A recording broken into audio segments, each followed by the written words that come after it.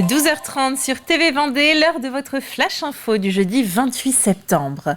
Baignades et activités nautiques sont interdites jusqu'à nouvel ordre sur le lac du Moulin Papon à La Roche-sur-Yon. Un arrêté municipal daté du 18 septembre fait état de prolifération de cyanobactéries dues aux températures. Contamination exposant notamment les chiens à un risque mortel. Un affichage serait en place autour du lac, mais l'information serait peu connue du public. Je regarde les panneaux en général, les panneaux quand j'arrive ici, s'il y a des arrêtés, mais là j'en ai pas vu. Souvent on est très très mal informé par rapport à ça, et même sur internet on ne trouve pas d'informations concernant le potentiel dangerosité de l'eau, quoi. J'ai pas vu d'informations, donc du coup je me suis dit qu'il craignait rien. Donc ça va, il est encore vivant, mais on verra bien ce soir. Autre actualité, 14 communes de Vendée sont reconnues en état de catastrophe naturelle. Publication faite au journal officiel du 26 septembre. Il s'agit des mouvements de terrain consécutifs à la sécheresse des périodes du 1er avril au 30 septembre 2022 ainsi que du 1er juillet au 30 septembre 2022. La liste des 14 communes concernées est à retrouver sur le site legifrance.gouv.fr. Les personnes concernées disposent d'un délai de 30 jours ouvrés à compter du 26 septembre pour adresser à leur assureur un état estimatif de leurs dommages.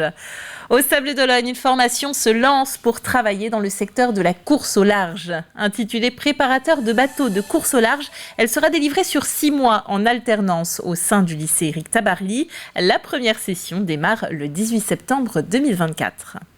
La formation s'appelle Technicien course au large. C'est une formation complémentaire d'initiative locale qui est financée par le rectorat de Nantes à hauteur de 440 heures et 490 heures en entreprise.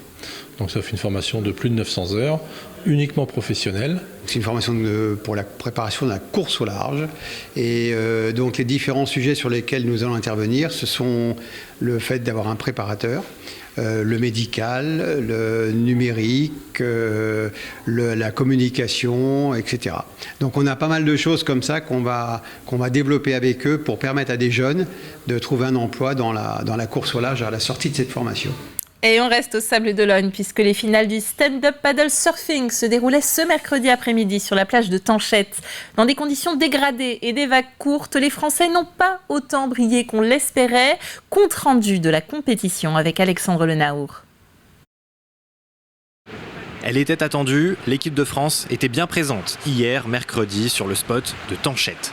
Une matinée dédiée aux dernières qualifications pour les finales et 4 chances de médaille côté tricolore. On a Justine Dupont qui a été championne du monde au Salvador en 2019 et Benoît Carpentier qui aussi lui a été championne du monde. On a Camille Dubrana qui était championne d'Europe déjà. Un petit nouveau qui est Gabriel Bachelet. Et il s'est mis pas récemment au surf mais on l'a découvert récemment. Les yeux rivés sur le téléphone et les oreilles attentives aux annonces du speaker pour suivre les résultats en temps réel.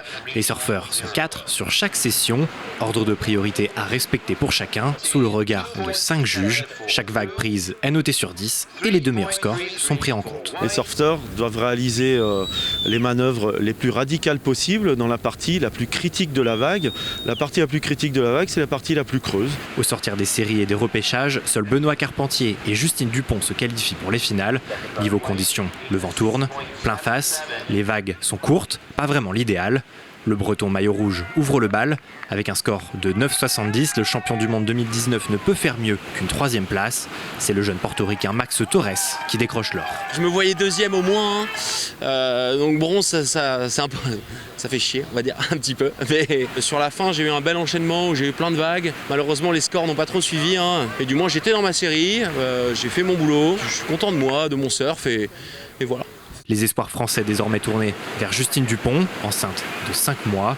La championne du monde pêche physiquement et malgré les encouragements, la Française termine au pied du podium à la 4e place. J'avais plus le jus, j'y arrivais pas. Il y avait toute l'équipe de France qui était à fond sur la plage et qui voulaient me transmettre leur énergie, mais ça voulait plus. J'aurais bien voulu essayer de réussir encore une série, mais non.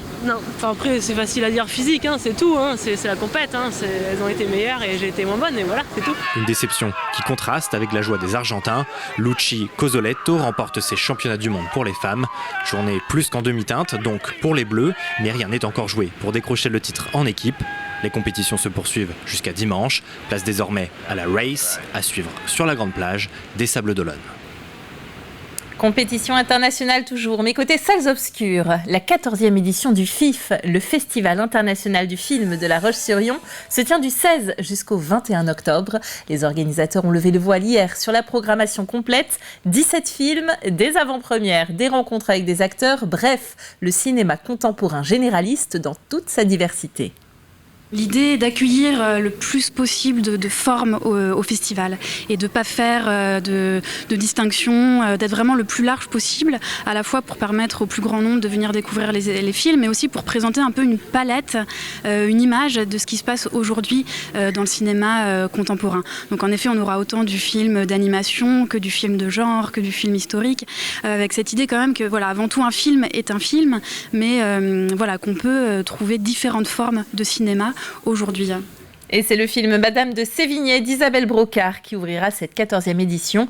En tête d'affiche notamment Karine Viard et Anna Girardot. Première séance le lundi 16 octobre à 19h30 au Manège en présence de la réalisatrice. La ville de Saint-Gilles-Croix-de-Vie s'associe à la Joséphine pour cette édition 2023. Elle propose ce dimanche 1er octobre un parcours balisé au profit de la Ligue contre le cancer. Une course et une marche de 5 km seulement pour mobiliser un maximum de personnes.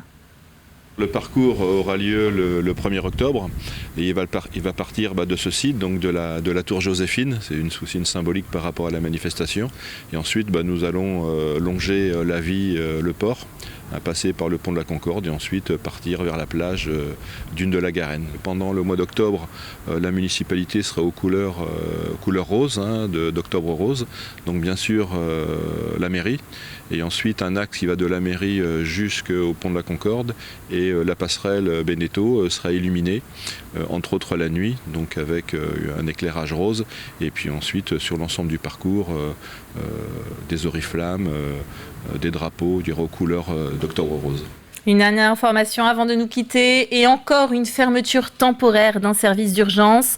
Cette fois-ci, c'est celui de Fontenay-le-Comte qui sera suspendu à partir de ce soir 18h30 et ce jusqu'à demain matin 8h30.